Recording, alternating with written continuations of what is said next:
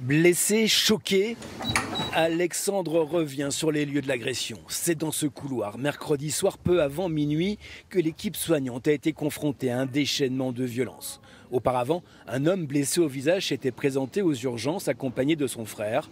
Ce dernier trouve la prise en charge médicale trop lente et force la porte de sécurité. Les deux hommes deviennent violents. J'ai des collègues qui ont reçu des coups de coude au niveau des côtes, qui ont des multiples contusions abdominales et costales. J'ai des collègues qui ont été traînés sur plusieurs mètres par les cheveux, qui ont pareil des contusions au niveau de la face. Moi-même, avec ma main et les multiples contusions que je peux avoir au niveau du corps, ça a été d'une extrême violence. Pendant quelques minutes, les coups pleuvent sur le personnel soignant.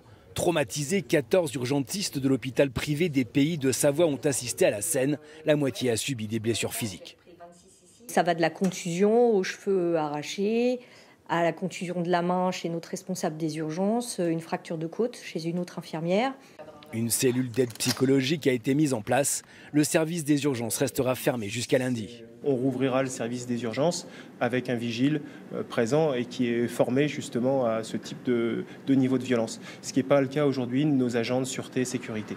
Activement recherchés, les deux frères âgés de 25 et 33 ans se sont présentés d'eux-mêmes hier au commissariat d'Annemasse. Mais à la grande stupéfaction des policiers, ce n'était pas pour se rendre. Les individus, au moment des faits, auraient pris la fuite pour finalement, le lendemain, se rendre à l'hôtel de police pour déposer plainte contre les personnels de santé.